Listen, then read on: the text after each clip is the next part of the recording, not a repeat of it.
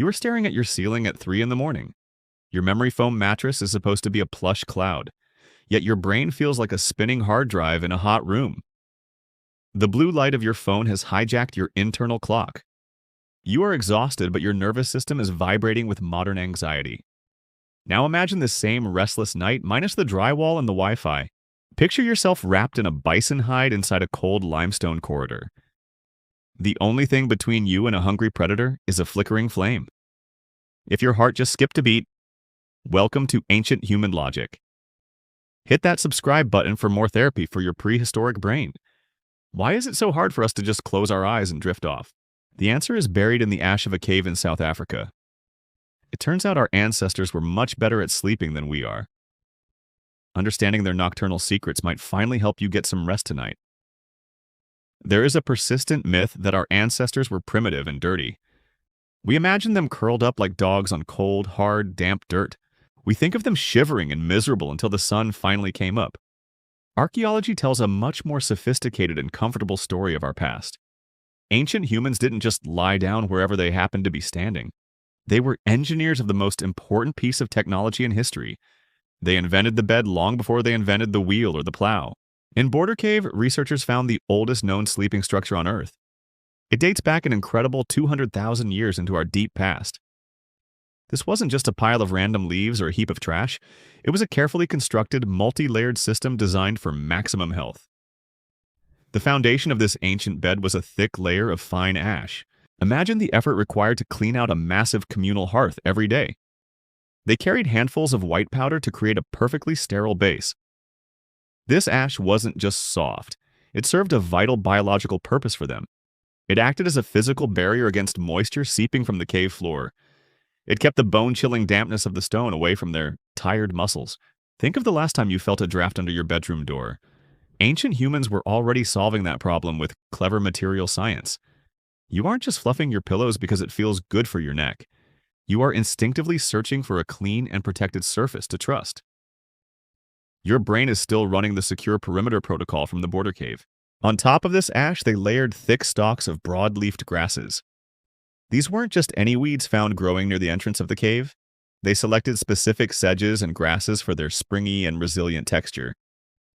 Evidence suggests these mats were often a full foot thick when fresh. That is more cushioning than many modern budget mattresses offer us today. Imagine the sensation of sinking into a dense, fragrant pile of dry vegetation. It provided insulation that trapped body heat against the relentless night cold. This is why you feel the urge to buy high thread count cotton sheets. Your ancestors spent thousands of years perfecting the art of the soft landing. You are not being high maintenance, you are being a successful survivor. Ancient humans were also the world's first pioneers of organic chemical warfare. Falling asleep in a cave meant being a buffet for biting insects. Ticks, bedbugs, and lice were constant threats to their health and peace. But our ancestors had an intimate and brilliant knowledge of local botany. At Sibidu Cave, evidence was found of a plant called river wild quince. This wasn't chosen for its comfort or for its pretty green leaves. This specific plant contains powerful insecticidal chemicals that repel mosquitoes and flies. They would crush these leaves and weave them into the top layer. Imagine the sharp medicinal scent filling the cave as they lay down. It was a natural force field that allowed them to reach deep sleep. They weren't just guessing which plants worked, they were performing early chemistry. They observed which bugs avoided which bushes and applied that knowledge daily. When you spray your backyard for a barbecue, you are following them. You are using the same logic as a mother 70,000 years ago. The tools have changed, but the survival mission remains exactly the same. Keep the biters away so the family can rest and grow strong. Hygiene was a priority for them, even in the middle of a wilderness. They didn't keep these grass beds until they became disgusting and infested. Archaeology shows that they periodically burned their old bedding in place. This sanitized the living area and created a fresh layer of new ash. It was the prehistoric version of a laundry day and a deep clean. They understood that fire was the ultimate tool for purification and safety. This is why we find the scent of a wood fire so relaxing. It signals to our deep brain that the parasites are being cleared out. It means the environment is being reset for a new night of safety. Our modern 8-hour sleep block is actually a very recent human invention. Before the Industrial Revolution, sleep was often split into two distinct parts. This biphasic pattern was the standard rhythm for most of human history.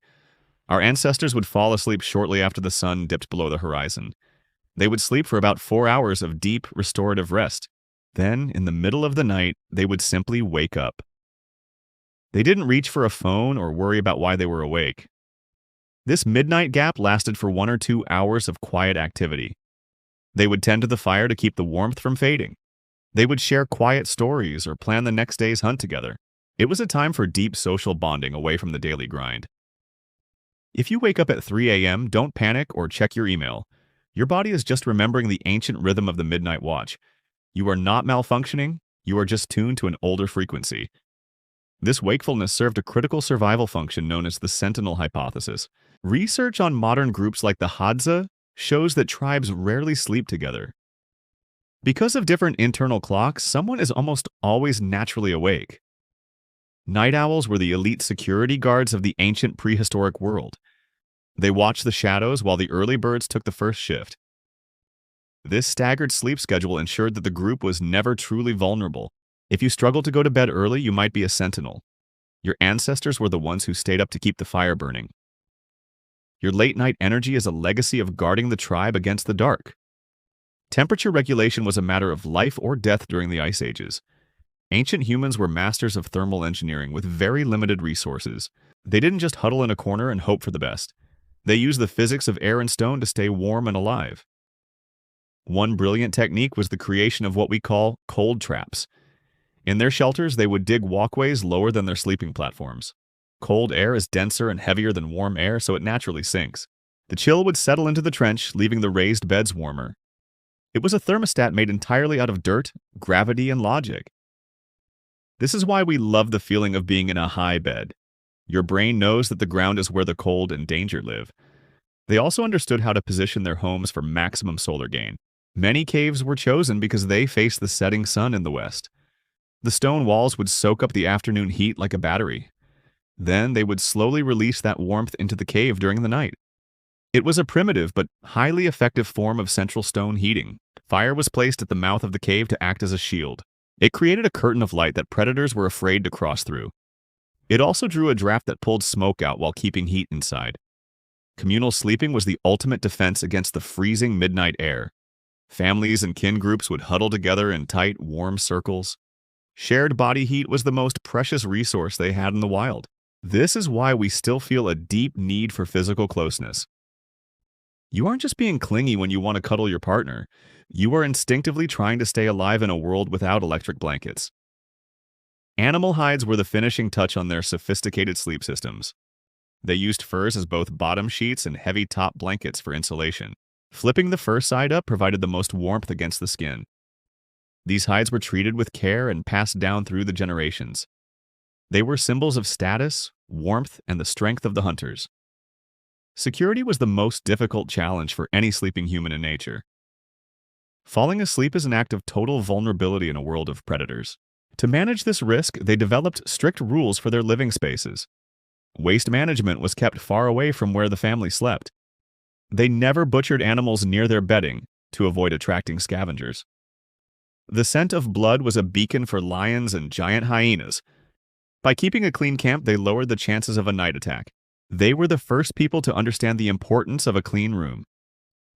Your urge to tidy up before bed is an ancient defensive reflex. You are clearing the trail so that nothing follows you into sleep. The domestication of dogs was a massive turning point for human rest. Dogs provided a secondary alarm system with superior hearing and smell. With a dog on guard, humans could finally enter deeper stages of sleep. We could afford to let our guard down because our partners were watching. This partnership changed the chemistry of our brains and our nights forever. When you sleep better with your pet nearby, it isn't an accident. It is the result of 1,000 generations of mutual trust and protection. They watch the door so that you can finally dream in peace. Modern people often suffer from chronic back and neck pain every day. We blame our chairs, but the problem might be our soft beds. Anthropologists note that ancient firm surfaces were better for body mechanics. Sleeping on a flat natural surface keeps the spine in better alignment. Our ancestors didn't need thick pillows to support their necks or heads. They often used a folded arm or a small bundle of animal hide. This kept their muscles engaged even while they were resting and recovering. They were physically exhausted from a day of walking and hunting and gathering. This physical fatigue meant they fell asleep faster than we ever could. They didn't have the luxury of overthinking their lives in the dark. When their heads hit the grass, their bodies demanded immediate and deep recovery. We have traded physical exhaustion for mental stress and constant digital noise. Our brains are tired, but our bodies have barely moved all day. This mismatch is why we toss and turn in our expensive beds. We have the comfort of kings, but the anxiety of the hunted. Ancient humans lived in a world of constant and very real danger, yet they found ways to create sanctuary in the middle of it. They used their minds to engineer safety, warmth, and even a bit of luxury. They were not victims of their environment, they were the masters of it. Every night you spend in bed is a tribute to their ingenuity. You are the descendant of people who knew how to survive the dark. You carry their fire and their wisdom in your very DNA today. Your ancestors were not brutes. They were brilliant, caring, and deeply practical. They built the foundation for every dream you have ever had. They paved the way for the civilization that keeps you safe now. So the next time you can't sleep, remember the border cave. Remember the thick layers of ash and the scent of wild quince leaves. Remember the sentinels watching the fire while the tribe slept in peace. You are part of a long line of survivors who made it through. The night is old, but your heritage is much older and stronger. You are not a modern failure, you are an ancient success story. You are not broken, you are just remembering how to be human. Subscribe to Ancient Human Logic if you want to find your way back.